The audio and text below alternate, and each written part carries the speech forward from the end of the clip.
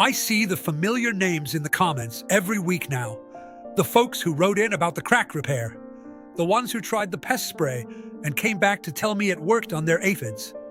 The person from Queensland, Australia, who said they had not seen a single squash bug since they started the companion planting method. I read every one of those comments, every single one, and I want you to know that. This channel started as a simple idea. Write down what the old folks knew before it disappears completely. I did not expect it to find the people it has found.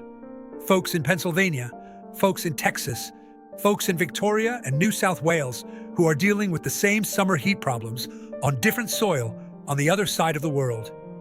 All of us looking for the same thing. Methods that work. Methods that cost almost nothing. Methods that do not depend on a monthly bill or a product that stops working after 2 weeks. So here I am again. Same porch. Same Lancaster County morning light. And something new that I think is going to be genuinely useful to a lot of you this summer. Because right now it is July. And if you are anything like the folks who write to me, your electric bill just came in, and it was not pretty. And a good portion of that bill is your refrigerator running non-stop, trying to fight summer heat that it was never really designed to win against. What I'm going to show you today costs nothing. $0. Not $3, not $4, zero. It uses something you already have if you have a basement or even a crawl space. And it kept Lancaster County families fed safely through summers just as hot as this one for 200 years before the electric refrigerator existed. Stay with me through the whole video. I have 3 techniques to show you. The third one is the one my grandfather called the most important, and most people have never heard of it. Let us get into it. It's the middle of July. Outside, it's 97 degrees. Your electric bill came in yesterday, $340. The highest it has ever been. And half of that is your refrigerator and your AC running non-stop, trying to fight the summer heat. Now picture a Lancaster County farmhouse in 1820. No electricity, no refrigerator, no ice delivery. July heat just as brutal as today. And yet that family kept butter solid, milk fresh for 4 days, vegetables crisp for 2 weeks, and cured meat safe to eat all summer long. They did not have technology we don't have. They had knowledge we forgot. One room in that farmhouse did all of it. It cost nothing to build into the original structure, and it cost nothing to run. No electricity, no moving parts, no monthly bill, just stone and earth and the understanding of how temperature works underground. That room still exists in farmhouses all across Lancaster County today. My family has used ours every summer for 175 years. And in this video, I am going to show you exactly how it works. How to use what you already have in your home right now to replicate it. And 3 specific techniques that drop the temperature in any basement or cold space by an additional 10 to 15 degrees without spending a single dollar. Stay with me through this entire video. The third technique is the one nobody talks about. It is the one my grandfather considered the most important, and it is completely free. I want to tell you something before we get into the methods. My grandmother Ruth raised 7 children in this farmhouse. 7 children through summers that hit 100 degrees in July and August. No refrigerator until 1961. No air conditioning ever. And in her entire life, she never once lost a batch of butter to spoilage in summer. Never lost a crock of milk before it was used. Never had meat go bad between slaughter and the table. When the electric refrigerator finally came into Amish homes in the early 1960s, some families accepted it. My grandmother never did. She said the basement had worked for her mother and her grandmother, and she saw no reason to change what was not broken. She lived to 94, sharp-minded until the end. And every summer, until she was past 80, she was down those basement stairs in the morning, checking her crocks and her hanging meat and her root vegetables, managing that underground space the way her mother had taught her. It was physics. Simple, observable, completely reliable physics that has not changed since the Earth was formed. And once you understand the physics, you can apply it anywhere. A basement, a crawl space, a corner of a garage, even a buried container in a shaded corner of your yard. That is what this video is about. This is the part most people skip. Do not skip it. Understanding why it works is what lets you make it work better. The ground is a thermal mass. a giant heat absorber and heat stabilizer. At a depth of 4 feet below the surface, the ground temperature in most of North America and Australia stays between 50 and 60 degrees Fahrenheit year-round. Not because of anything magical, because the Earth at that depth is insulated from daily and seasonal temperature swings by the sheer mass of soil above it. At the surface, the temperature swings wildly. 30 degrees in January, 100 degrees in July, a 70-degree swing across the year. 4 feet down, that swing almost disappears. The temperature at 4 feet depth in Lancaster County, Pennsylvania, sits between 52 and 58 degrees Fahrenheit in July. The same 52 to 58 degrees it sits at in January. The Earth at that depth has averaged out an entire year of temperature swings into one stable number. This is called ground thermal mass. It is the principle behind every root cellar, every spring house, every dairy cave, and every Amish cold storage space built in the last 2 centuries. And it is the principle your basement is already using, whether you know it or not. Your basement floor sits directly on or very near that 4-foot depth. Your basement walls are surrounded by that same stable earth. Without doing anything at all, your basement is already 15 to 25 degrees cooler than your upstairs in summer. The question is not whether your basement is cool. It already is. The question is how to make it cooler, how to manage the humidity so food stays safe, and how to use it the way my grandmother did to keep specific foods fresh for specific lengths of time. That is what the 3 techniques cover. This is the most important technique and the one most homeowners are doing exactly backwards.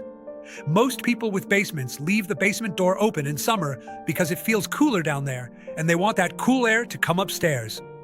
This is the single biggest mistake you can make if you want to use your basement as cold storage. Here is why. Your basement is cool because it is surrounded by earth that stays 55 degrees. The moment you open the basement door, you allow warm, humid summer air from upstairs to flow down into the basement. That warm air carries heat and moisture. The heat raises the basement temperature. The moisture creates condensation on the cool walls and floor. Condensation leads to mold. Mold contaminates food and destroys the storage environment you're trying to maintain. My grandmother kept the basement door closed from May through September. Every day, all day. The only time it opened was when she was going in or coming out, and she moved quickly. What to do right now at 0 cost? Close your basement door and keep it closed during daylight hours. At night, when the outside temperature drops below the basement temperature, you can open basement windows if you have them to flush in cool night air. Close them again before sunrise. This single change will drop your basement temperature by 3 to 5 degrees within 1 week and eliminate the condensation problem that makes basements feel damp and smell musty in summer. If your basement door has a gap at the bottom, roll up an old towel and press it against the gap. 0 cost, immediate improvement. If you have basement windows, cover them on the outside with old burlap or canvas during the day to block direct sunlight from heating the glass and radiating heat into the basement. At night, remove the covers and open the windows to pull in cool night air. This is exactly what Amish farmhouses did before modern basement window wells existed. This technique costs nothing if you have any sand, any wooden box or crate, and access to water. My grandmother used it for butter, soft cheese, and anything that needed to stay below 50 degrees specifically. Here is how it works. Sand holds moisture. Moist sand cools through evaporation, the same way sweating cools your body. When moist sand evaporates moisture into the surrounding air, it pulls heat out of the air immediately around it. Inside a closed wooden box in a cool basement, that evaporative cooling drops the interior temperature of the box 8 to 12 degrees below the ambient basement temperature. If your basement sits at 60 degrees, a wet sand cold box inside that basement holds 48 to 52 degrees inside. That is cold enough to keep butter solid, soft cheese safe, and fresh milk usable for 3 to 4 days. Find any wooden crate, wooden box, or old dresser drawer. Line the bottom with 2 inches of coarse sand. Dampen the sand thoroughly with water until it is wet but not soupy. Place your food items directly on the wet sand or in covered crocks sitting on the wet sand. Place a damp cloth over the top of the box. The cloth wicks moisture from the sand and increases the evaporative surface area. Re-dampen the sand every morning. Takes 30 seconds. The sand stays cool through the day as it slowly evaporates. By evening, redampen again. My grandmother had 3 of these boxes in different sizes. One for butter and soft cheese, one for fresh milk crocks, one for leftover cooked food. They sat on the coolest part of the basement floor, which is always the north wall, farthest from any window, on a wooden pallet raised 2 inches off the floor to allow air circulation underneath. The north wall of your basement is always the coolest because it receives the least solar radiation through the soil above it. Feel your basement walls in summer. The north wall will be noticeably cooler to the touch than the south or west walls. That is where your cold storage goes. This is the technique my grandfather considered the most important, the one nobody talks about. And it is the reason Amish farmhouses could keep cured meat safe through an entire summer without refrigeration. Most people store food in basements by setting it on shelves or on the floor. This is the least effective position for temperature in a basement. Here is why. Cold air is denser than warm air. Cold air sinks. In a basement, the coldest air in the room is always at floor level.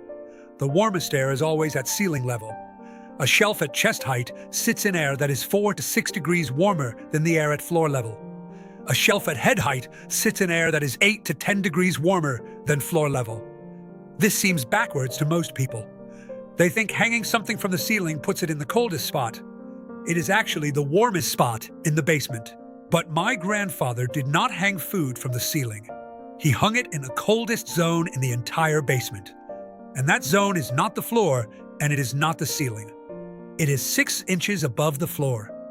He built simple wooden frames from scrap lumber. Each frame was 18 inches tall and sat flat on the basement floor. Hooks were driven into the top crossbar of the frame at 6-inch height. Cured hams, smoked sausages, and wrapped meat hung from those hooks, suspended 6 inches above the floor in the densest, coldest air layer in the room. Wrapped in cheesecloth to keep insects off, checked every morning, rotated every 3 days so all sides of the hanging meat stayed in equal contact with the cold air. Meat stored this way in a properly managed basement at 55 degrees or below stays safe for 4 to 6 weeks in summer. Cured and smoked meat with proper salt concentration stays safe even longer. For vegetables and root crops, the same principle applies in reverse. Vegetables that produce ethylene gas as they ripen, apples, tomatoes, potatoes, should be stored as low as possible and separated from each other. Ethylene from one ripening vegetable accelerates ripening in everything nearby. Separation and low placement in cold, dense air slows the ripening process dramatically. My grandmother stored her summer tomatoes on individual squares of burlap on the basement floor, not touching each other, stem end down. They lasted 2 to 3 weeks in the basement versus 2 to 3 days on the kitchen counter in summer heat. This is the practical guide my grandmother kept in her head. I will give it to you plainly. 55 to 60 degrees, what most unimproved basements hold naturally. Safe for root vegetables, potatoes, onions, garlic, hard squash, cured and smoked meat, sealed preserves and pickles, apples and pears that are not yet ripe. Not safe for fresh milk, soft cheese, butter, cooked leftovers, fresh meat. 48 to 55 degrees, what a managed basement with sealed door and north wall placement holds. Safe for everything above, plus hard cheese, fresh eggs, whole uncut cabbage, fresh herbs and water. Not safe for fresh milk beyond 24 hours, soft cheese beyond 2 days, raw fresh meat beyond 1 day. 45 to 50 degrees, what a wet sand cold box inside a managed basement holds. Safe for everything above, plus butter for up to 1 week, soft cheese for 3 to 4 days, fresh milk for 3 to 4 days, cooked leftovers for 2 to 3 days. This is the temperature range my grandmother operated in for most food storage.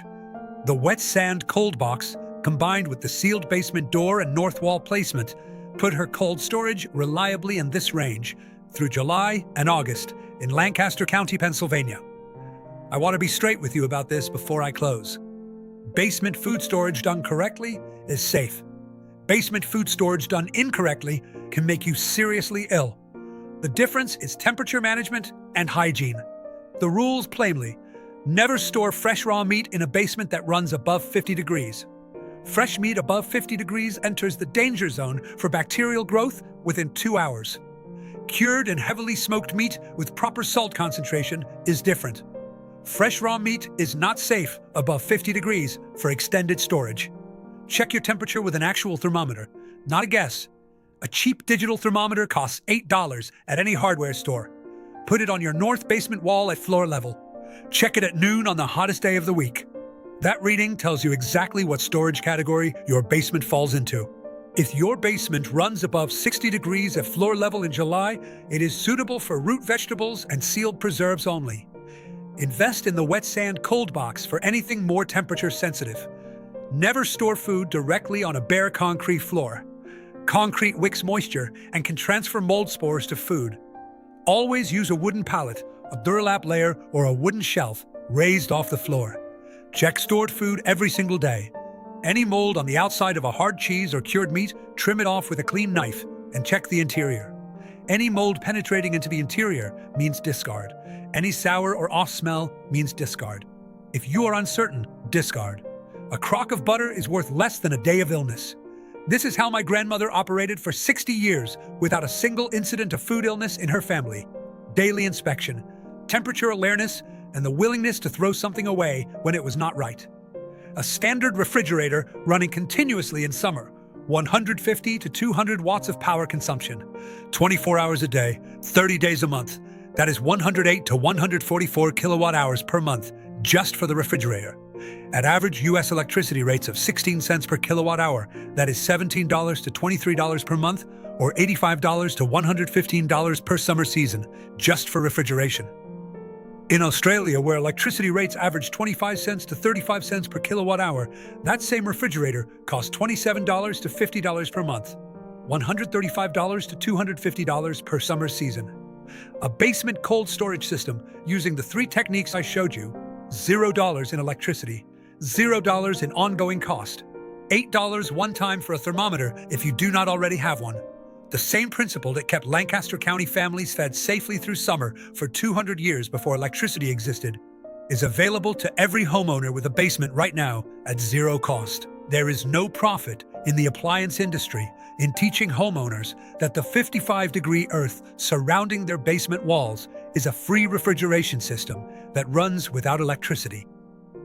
There is a great deal of profit in selling families new refrigerators every 10 to 15 years and charging full electricity rates to run them every month of every year. The knowledge that makes the basement work is free. It has always been free. It was just never written on a label or sold in a store, so it quietly disappeared from most American and Australian homes over the last 70 years. Here is exactly what I want you to do. Today, go to your basement with a digital thermometer. Place it on the floor against the north wall. Leave it for 1 hour. Write down the reading. That number tells you exactly what your basement is capable of storing safely right now, without any changes at all. This week, start closing your basement door during the day, every day, all day. Roll a towel against the bottom gap. Cover any south or west-facing basement windows with old burlap or canvas during daylight hours. Open them at night. Check your thermometer reading again after 7 days. You will see a measurable drop. This Saturday, build 1 wet sand cold box. Find any wooden crate or box. Fill the bottom with 2 inches of coarse sand. Wet it thoroughly. Place a damp cloth over the top. Put it against your north basement wall on a small wooden pallet. Move your butter and any soft cheese into it. This month, build the hanging frames for meat storage if you cure or smoke meat. Scrap lumber and a handful of hooks. 1 Saturday afternoon of work. Lasts decades. Tell me in the comments what your basement thermometer reads at floor level on the north wall. And tell me what you are trying to keep cold.